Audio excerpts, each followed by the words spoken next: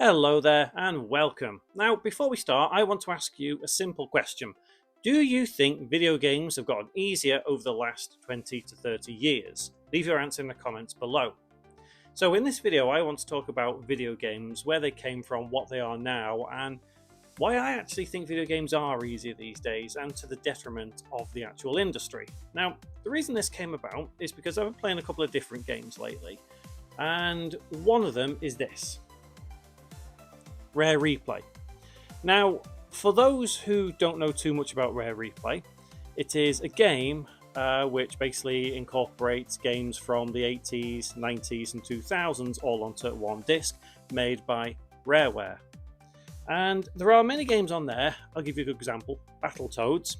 When you first played that many years ago, it was hard. It was difficult. But with that, yeah, you can play it, but you can rewind it. Yeah, you can rewind it. Another example is this. This is a great game. Final Fantasy 16 is a fantastic game. A lot of people think it's better than 15. I personally don't, but at the same time, I admit that it is a really good game. But the problem with this is it's press square to win.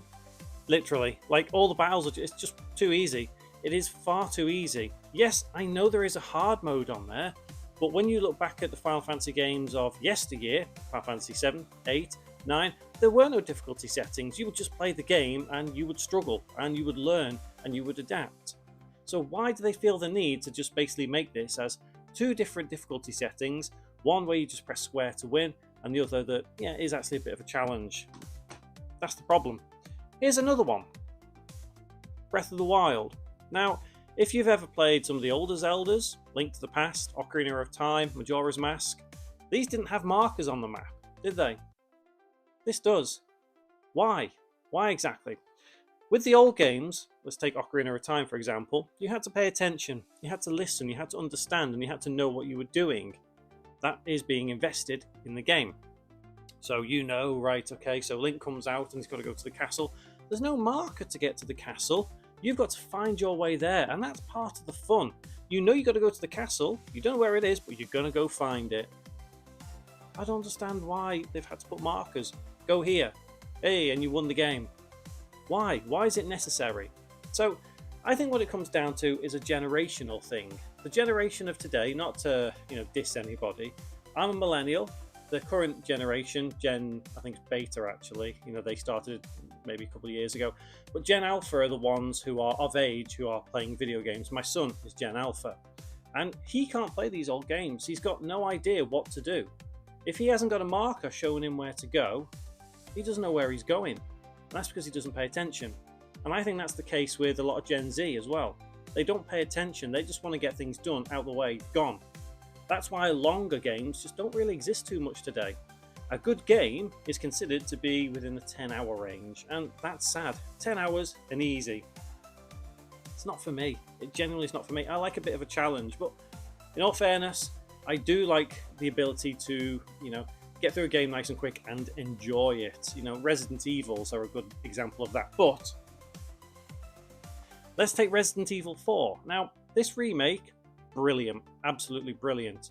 But the problem is, if you die, you don't go back to where you last saved it. You have an autosave. That makes it too easy. Why? Why is it like that?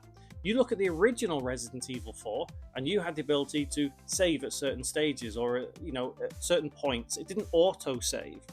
So I know some people class this as it's freedom. It gives you better options, quality of life, and all that. And I get that. Okay, yeah.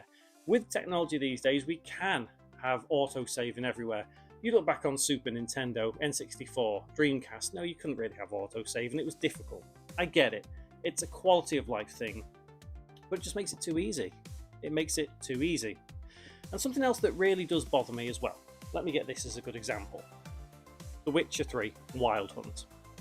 Now this, although I didn't play it at launch, I believe an easier mode was added into this. And this isn't the only example.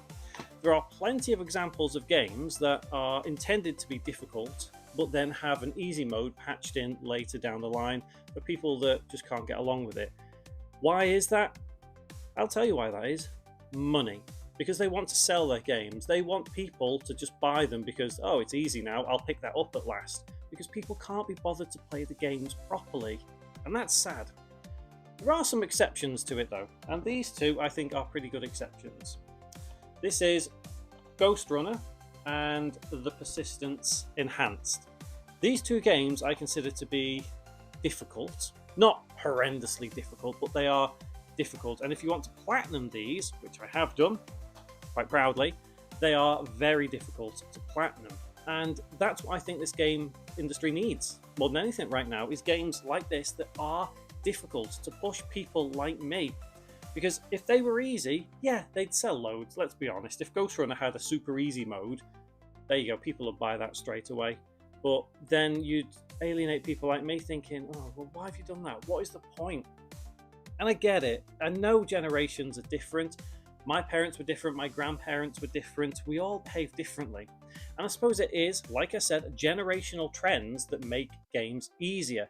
But it's people like me who then suffer. It's the early Gen Zers that suffer as well, because why should we be forced to play easy games? I mean, with Final Fantasy 16, for example, you can't get onto Final Fantasy mode. You have to play the game through first and just press square to win.